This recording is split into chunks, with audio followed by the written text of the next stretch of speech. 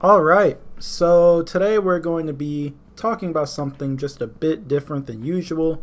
If you weren't aware, this past weekend the Arena held the first 4v4 Dominion tournament that was supported by Spectator mode.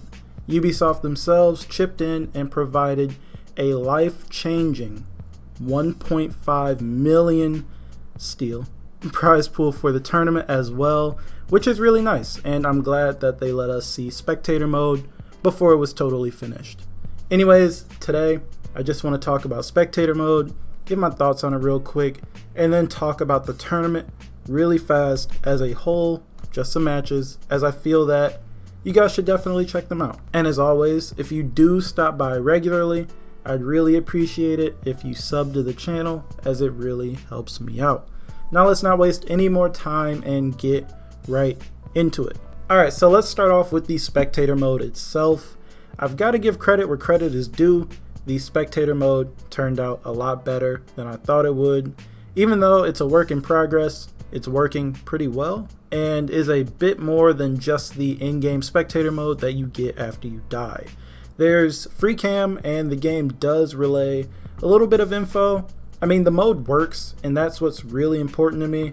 It is a pretty simple Spectator mode. It does relay basic in-game info, the score, the time, the stuff you get while playing the game. And there are a few added details, of course. Each hero's health bar is displayed at the top under their icon, and it shows you which team placed a trap or threw, say, a fire flash down by surrounding the AoE with the team's color. But I believe that's the extent of extra info in the mode right now, and I'll talk about that in a second. The best part about this mode is the fact that we can watch fours matches now, and it doesn't affect the match or the players, and there's no limit to the amount of people that can spectate. I really like how the players can just set the game up by themselves and get started without having to wait on the spectators to join or invite them. The spectator can just hop in whenever they want from the menus, which is a pretty nice touch. I think it just speeds things up, especially in a tournament setting, so that the players can just add each other instead of the spectator having to add players from each team. And it looks like the players can just get the match started, as the Spectator mode appears to just replay the match from the start instead of dropping you in live, but I could be totally wrong on that, so take that with a grain of salt. There are a few things that could be added to the Spectator mode that I think would just improve the viewing experience. Ubi could take notes from other games that have a Spectator mode and honestly just rip from them. Just things you could toggle on and off, like a map displaying where each player is, nothing too intrusive. I think this will give us viewers and even the casters a lot of extra info while we were locked onto a target. Things like how many people are stuck on a point dealing with a player who's stalling, who's respawning and how far they are from the action, how many people are fighting in mid, things like that. On top of this, we could maybe see more on what's going on with each player. Things that the players can't see, of course, but the spectators can, like who's got which feats are on cooldown, or how close a player is to another feat would be nice to know. That way, we could see which heroes have their, say, tier 4s and when they're ready.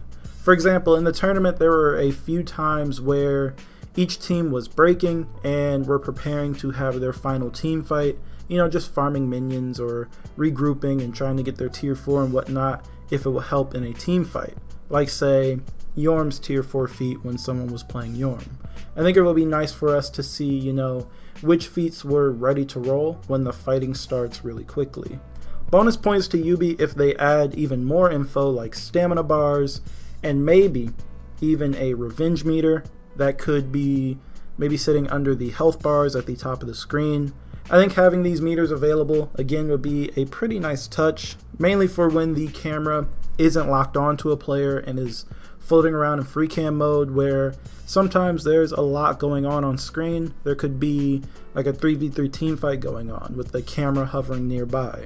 I think it'd be cool to see who's close to popping revenge or who is out of stamina or something, and see it quickly so that we can get what's going on with each player. Other than that, the only nitpick I really had with the mode itself was the free cam, and I say nitpick because I'm not sure if this could be changed or not, depending on how the spectator handles the camera. but the camera felt a little stiff while in free cam mode. It felt a bit awkward watching sometimes, mainly during team fights. I personally haven't used the mode. It's still in testing and only a few people have access to it, so I'm not sure how it works while using, say, a mouse and keyboard versus a regular controller. Maybe it'd be smoother while using a mouse and keyboard, but the camera felt very robotic while moving in team fights sometimes, and I know that's just a nitpick, so it's not that big of a deal. I think maybe adding another type of camera would be nice. Right now it looks like there's the player camera that shows us our standard behind the back for honor view that we all know, and then the free cam, which allows the spectator to freely move around the map with the camera. I'd like to see something in between these two cams, a mix of the two sort of. A camera that locks on to a certain hero and sort of anchors to them and allows you to move or orbit around that subject. I think having something like that would give us a smoother way to move around players at a distance and keep a player in focus during team fights or ganks without being locked to their camera. It would also be nice for those who just want to use the mode to create content. Overall though, it works, and that's what matters most to me. I know when this got announced at E3, there were a bunch of players who were like, oh, who cares? This doesn't matter to those of us who don't watch tournaments or a lot of content on YouTube. And I mean, yeah, that's sort of true. Not everyone will get a lot out of spectator mode, but those who do watch tournaments and do watch For Honor videos on YouTube, this is nice. I'm not sure when it'll be officially released, but I'm looking forward to seeing how UB improves it, and of course, I want to see what the community does in terms of content production. There were also a few bugs and whatnot, like the healing sound would play all the time no matter where the camera was if someone had like body count on, but I'm assuming that's something that could be fixed. I am happy that when there is, say, a 2v2 tournament, they'll have less downtime, as we won't have to watch the spectator get eliminated at the start of every round, and we'll get to watch them on brawl maps rather than Elimination Temple Garden. So yeah, spectator mode, first impression, pretty good, and hopefully the kinks will get worked out before it launches for everyone. Now I want to quickly talk about the tournament, as it was used to show off the spectator mode. I'll try not to blab on too long about it. I didn't watch both of them from start to finish because, well, they were pretty long and I couldn't sit through each game, but I did watch a fair bit of it, and I've got to say, when the games were actually rolling and being played, they were enjoyable to watch. It was nice to be able to watch a 4v4 tournament without being locked to one player's point of view, and being able to watch the match from both teams' perspectives was nice. The matches that were close were honestly really fun to watch. I think this is good for the future of the competitive scene and could get more people into it. It's even good for people like me who would rather play the game for fun rather than compete, and just like to learn more about the game and watch the tourneys and whatnot. I liked watching these really skilled players cooperate and play the game when something was on the line, and I think that just by watching these games you could learn a lot. If you watched maybe an hour of the tournament as a newer player, you definitely learned a few things. When the casters, I believe Vivid Nas and Verbalocity, were explaining things, I think they did a good job at letting viewers know what a certain player was doing and why, and I really liked that coming from them. And I liked that when they answered questions from the chat, they did it in a way that was welcoming and clear. Anyways, you saw players ganking properly, which of course is something newer players could learn from, and they can learn this just by watching. We saw how these teams would use, say, a well-timed guard break to their advantage. For example here, this Lawbringer is dead if no one shows up to help him out. Ravelord gets a guard break, takes his bleed. Treejack, the Kensei here, throws out a heavy that he knows will get blocked, but it doesn't matter because this blocked heavy guarantees Shaman's bite. The Lawbringer is stuck and can't do anything about it because of block stun. Treejack times a top heavy to land right as the bite finishes, and that Lawbringer is done for. Even if the Lawbringer countered the guard break, he would have gotten tagged by the bleed and would have been in a tough situation regardless. It's pretty simple, requires a little bit of setup, but it drains a lot of health. I know this isn't the exact same setup, but Look at how much health Daddy Law loses after just a light parry. Otto gets the parry, takes his stab, Setmix takes his heavy, chains into his second heavy to force Law to block for Shaman to pounce. And this is something that you can learn by just watching, as it happens so many times throughout the tournament. This doesn't just benefit Shaman players, but everyone who has a Shaman teammate, or at least a Shaman teammate who tries to do this type of stuff, which admittedly wouldn't be the easiest thing to do in a matchmaking game, but hey, at least you know what to do in case you end up with a good Shaman on your team or if you're playing with friends. Continuing from this clip here, we see Otto doing a great job stalling. Look up at the score and you'll see that the orange team isn't getting any points right now other than for the minions that the Lawbringer takes out while fighting on B.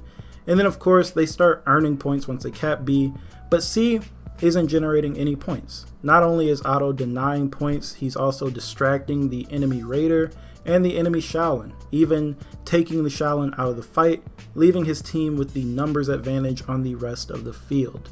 And again, to bring it back to the casters, I like how they did talk about stalling when it was on screen. They didn't present it as, oh, this player is just staring at the other player, no one can attack each other, nothing is happening here. Instead, they relayed to the viewers that, hey, this player is stalling the point, they're doing what they set out to do when they went on the point, they're denying points and potentially drawing another player's attention. Would it be great if the Shaman could have taken out all the opponents on C and capped the point? Of course, but they're not just wasting time because they're there. If he wanted, he could have turtled up using the fire pit in the middle to block off his opponent and waste time, as we saw a few players do, and that would have been fine too. Again though, it was fun to watch. You can learn a lot from watching it.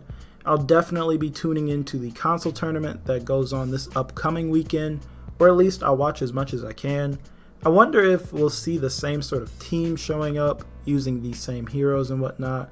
We saw a lot of Lawbringer, Black Prior, Raider, Shaman, which I mean makes sense. I believe Heal on Block was banned, so Conk wasn't used. I know we saw a Yorn playing, and I'm pretty sure there was an Orochi running around out there. But most of the time I was tuning in, we saw the Raider, BP, Shaman, LB. Oh, and there were a few Kensei. I don't recall seeing Nobushi, which I mean after her changes it's understandable. It was also nice seeing that the body count changes made fights on B go down faster as it doesn't heal nearly as much anymore. Anyways, that's all I've got for this video. I don't want to talk about the tourney for too long, but I do think that more people should keep an eye on them if they've got some extra time.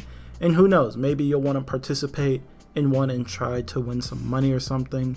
I think most of the people watching sort of knew what was going on, or at least had an idea of how people were playing and what they were going to do. As if you already followed the arena, you probably already watched a few tournaments.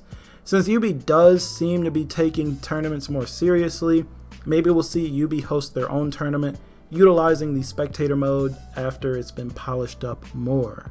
Anyways, I do want to hear what you guys think, so talk to me down in the comments about anything we talked about in this video. And as always, if you like the video, feel free to leave a like and sub if you're new, and I will talk to you guys in the next video.